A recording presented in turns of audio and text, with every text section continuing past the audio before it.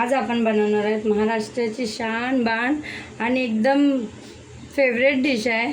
तर मी आज बनवणार आहे मिसळ पाव। तर हे बघा त्याच्यासाठी लागणारे साहित्य।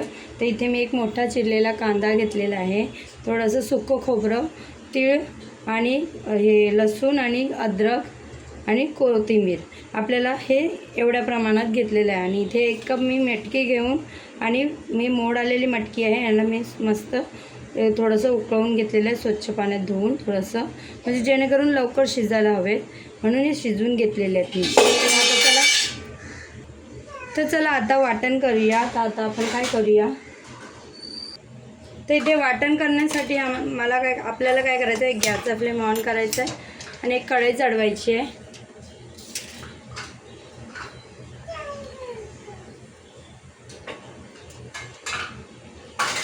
तर इथे आपली कढई तापलेली आहे।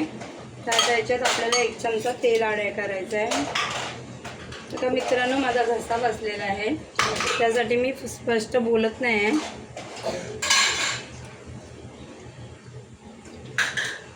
सर्वात प्रथम आपल्याला सुकं खोबरं आणि तीळ भाजून घ्यायचे।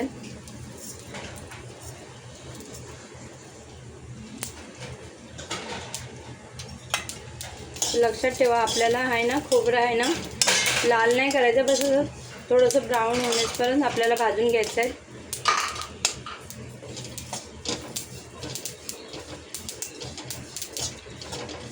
हे सुकं खोबरं आहे म्हणजे लगेचच होतं हे।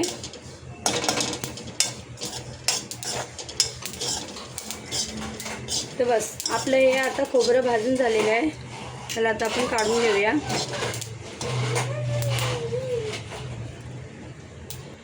तर इथे मी खोबरं काढून घेतलं। आता आपण कांदासुद्धा भाजून घेऊया ह्याच कढईमध्ये। कांदा, लसूण आणि जे काय आपलं अद्रक वगैरे आहे ते सुद्धा भाजून घेऊया।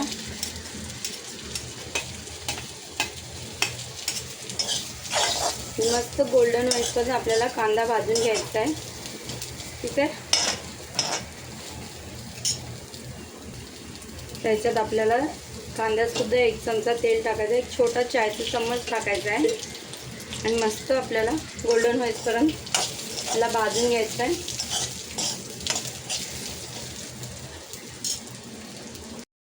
तर इथे पाहू शकता आपला कांदा भाजून झालेला आहे, हे बघा अशा पद्धतीने आपल्याला कांदा भाजायचा आहे। आता आपल्याला काय करायचं आहे, इथे जे आपण खोबरं भाजून ठेवलेलं ना ते सुद्धा याच्यात आपण ॲड करूया मस्तपैकी। आणि आता गॅसचा फ्लेम बंद करूया आणि याला थंड करून घेऊया। थंड करून याला बारीक वाटून घेऊया, ठीक आहे। तर इथे पाहू शकता हे आपला मसाला थंड झालेला आहे। तर एक मिक्सरचं जार घ्यायचं आहे, ह्याच्यात हे वाटण टाकून घेऊया आणि याला मस्त बारीक वाटून घेऊया।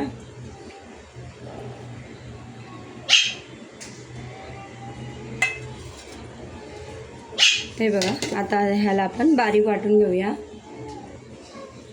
तर इथे पाहू शकता आपल्याला अशा पद्धतीने बारीक वाटून घ्यायचं आहे। तर आता हे आपलं वाटणसुद्धा झालेलं आहे। तर चला आता फोडणी देऊया। तर आता आपल्याला काय करायचं, फोडणी द्यायची आहे, त्यासाठी त्याच कढईमध्ये। तर इथे एक कढई आपली तापलेली आहे, त्याच्यात आपल्याला 1 ते 1.5 चम्मच तेल टाकायचं आहे। तेल मस्त कडकडीत गरम झालं की आपण, तर इथे आपलं तेल तापलेलं आहे। आता आपण काय करूया, थोडे कढीपत्ते टाकूया। जसं आपला कढीपत्ता तडतडला त्याच्यात आपल्याला सुके मसाले टाकायचे। जितकं तिखट पाहिजे त्या हिशोबाने तुम्ही मसाला टाकू शकता। तिथे मी 1 चमचाच टाकलेला आहे। हळदी पावडर अर्धा चमचा, चवीनुसार मीठ टाकायचं आहे आणि थोडासा गरम मसाला। लगेचच आपल्याला एक छोटासा टमॅटो पण टाकायचा आहे आणि मस्त ह्याला आपण परतून घेऊया। टमॅटो मस्त परतेपर्यंत आपण ह्याला भाजून घेऊया। तर इथे तुम्ही पाहू शकता आपले टमॅटो आहे ना सॉफ्ट झालेत। आता आपल्याला ह्याच्यात जे वाटण करून ठेवलेलं आहे ना ते ह्याच्यात ॲड करूया।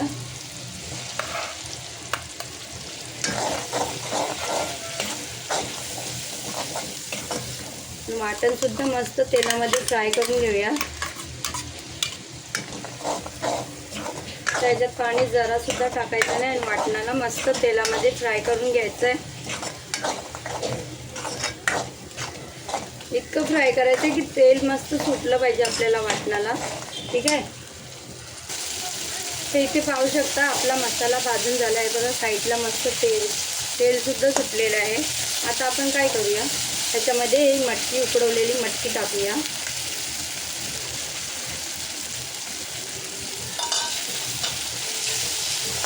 मला पण मस्त मिक्स करून घेऊया. त्याच्यात आपण थोडं पाणी टाकूया. तिथे मी मिक्सरच्या भांड्यामध्ये थोडंसं पाणी मिक्स करून टाकलेलं आहे.